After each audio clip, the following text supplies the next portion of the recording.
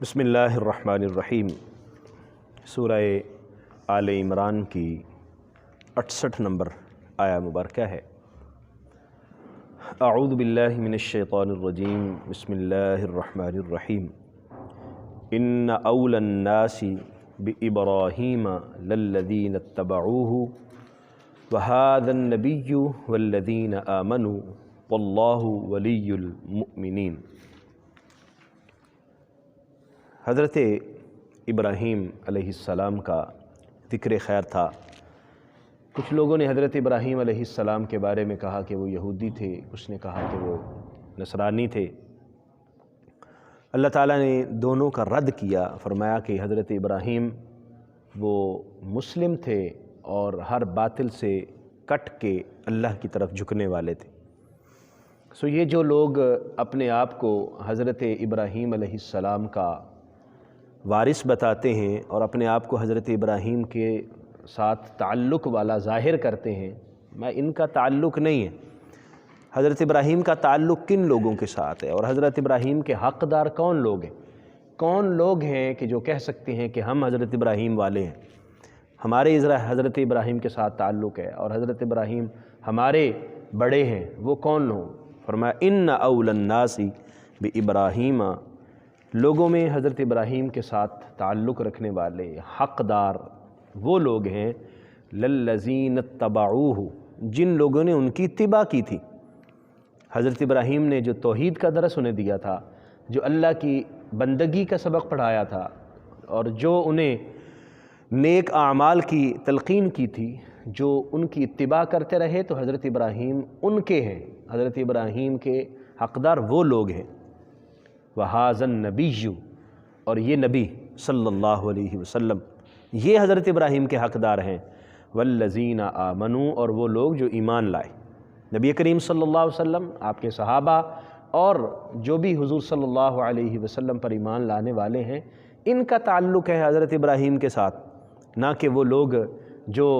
حضرت ابراہیم علیہ السلام کے ساتھ زبان کا تعلق تو ظاہر کرتے ہیں لیکن ان کا عملی کوئی تعلق نہیں ہے اور نہ ہی فکری کوئی تعلق ہے حضرت ابراہیم کے ساتھ۔ واللہ ولی المؤمنین، اور اللہ اہل ایمان کا مددگار ہے، وہ ان کا ولی ہے۔ وَدَّتْ طَائِفَةٌ مِّنْ أَهْلِ الْكِتَابِ لَوْ يُضِلُّونَكُمْ، اہل کتاب کا ایک گروہ یہ چاہتا ہے کہ تمہیں گمراہ کر دے۔ لَوْ يُضِلُّونَكُمْ، کہ وہ تم لوگوں کو گمراہ کر دیں۔ وَمَا يُضِلُّونَ إِلَّا أَنفُسَهُمْ، اور وہ گمراہ نہیں کر سکتے مگر اپنے آپ کو۔ وَمَا يَشْعُرُونَ، اور انہیں اس کا شعور نہیں ہے، وہ عقل سے بے بہرہ ہیں، دانش و فہم سے بے بہرہ ہیں۔ جب اہل ایمان نبی رحمت صلی اللہ علیہ وآلہ وسلم کی بارگاہ میں حاضر ہوتے، ان کو بڑی دیکھ کر تکلیف ہوتی کہ کس قدر حضور کے ساتھ محبت کرنے والے، اور یہ وہ لوگ جو ہمارے ساتھ اتنے تعلق والے تھے، ہمارے دوست تھے، اب یہ مسلمان ہو گئے ہیں اور اب ہمیں یہ وقت ہی نہیں دیتے، ہمارے ساتھ کوئی تعلق ہی نہیں ان کا رہ گیا۔ وہی مدینہ طیبہ ہے جہاں حضرت معاذ بن جبل رضی اللہ تعالیٰ عنہ اور اس طرح کے دیگر صحابہ کرام، حضرت سعد بن معاذ رضی اللہ تعالیٰ عنہ، وہ رہتے تھے اور ان کے ساتھ اہل یہود کے ساتھ تعلق تھا۔ لیکن جب نبی کریم صلی اللہ علیہ وسلم تشریف لائے اور انہوں نے حضور علیہ السلام کی غلامی کو قبول کر لیا، تو یہود کو بڑی اس بات کی تکلیف تھی اور وہ ہمیشہ یہ چاہتے تھے کہ ہم ان کو گمراہ کر کے دوبارہ اپنی طرف لے آئیں، اور کوشش بھی کرتے رہتے،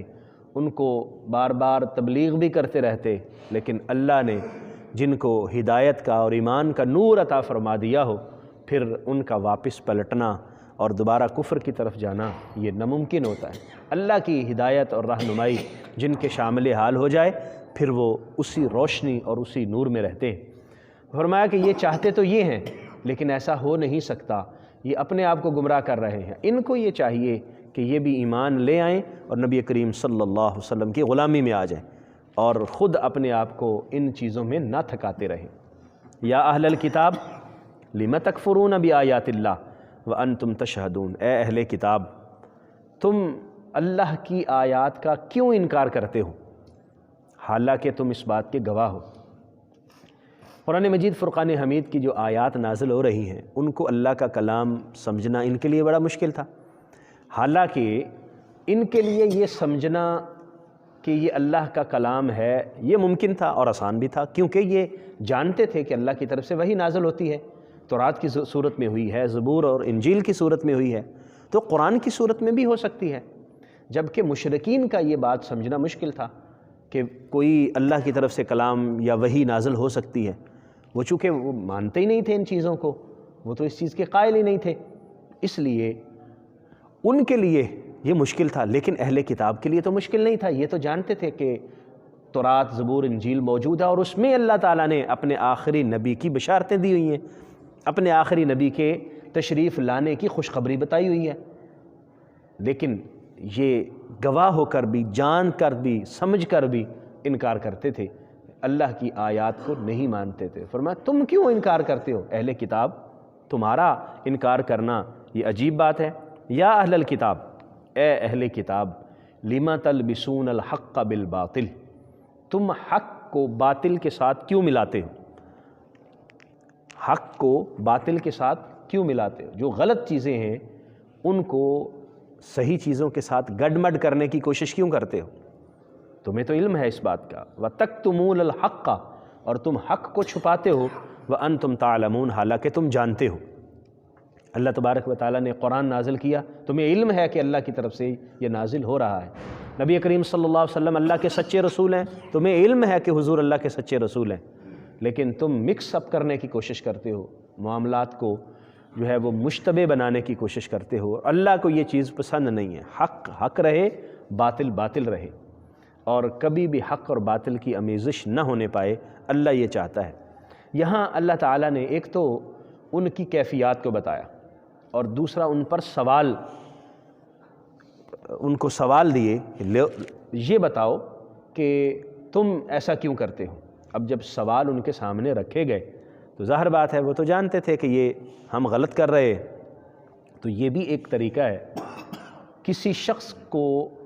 سیدھے رستے پر لانے کا اور کسی شخص کی غلطی پر اسے متنبع کرنے کا، کہ اس کی غلط بات پر اس پر سوال کیا جائے کہ بتاؤ آپ یوں کر رہے ہیں حالانکہ آپ تو یہ ہیں۔ تو اہل یہود، ان کے لیے نبی کریم صلی اللہ علیہ وآلہ وسلم کو ماننا یہ آسان تھا، سمجھنا آسان تھا، کیونکہ ان کے پاس وحی کی صورت میں رہنمائی موجود تھی،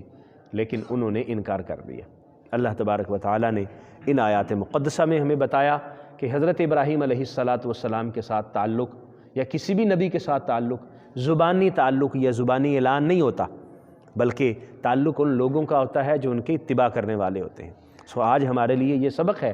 کہ اگر ہم نبی کریم صلی اللہ علیہ وسلم کے ساتھ اپنے تعلق کو ظاہر کرتے ہیں اور اپنے تعلق کا اعلان کرتے ہیں تو ہم یہ دیکھیں کہ ہم ان کی اتباع کتنی کرتے ہیں، ہم ان کی باتیں کتنی مانتے ہیں، ہم نبی کریم صلی اللہ علیہ وسلم کی پیروی کتنی کرتے ہیں، تب ہمارا یہ اعلان کرنا درست ہوگا کہ ہم ان کے امتی ہیں اور وہ ہمارے نبی ہیں، جس طرح کہ حضرت ابراہیم علیہ السلام کے بارے میں بتایا گیا۔ دوسری بات یہ ہے کہ کبھی بھی یہ خواہش نہیں رکھنی چاہیے کہ کوئی شخص غلط رستے پر گامزن ہو جائے، بلکہ جو غلط رستے پر ہیں انہیں درست رستے پر لانے کی کوشش کرنی چاہیے، تعلیم دینی چاہیے، تبلیغ کرنی چاہیے، دعا کرنی چاہیے، اور کبھی بھی حق اور باطل کو آپس میں ملانا نہیں چاہیے، حق حق رہے، باطل باطل رہے، اس بات کا ہمیں دھیان رکھنا چاہیے، اور اللہ تبارک و تعالی جل مجدہ الکریم کے احکام کی اتباع کرنی اور پیروی کرنی، یہی ہماری معراج ہے اور اسی میں ہماری بہتری ہے۔ اللہ کریم توفیق عطا فرمائے، آمین۔ وآخر دعوایا ان الحمد للہ رب العالمین۔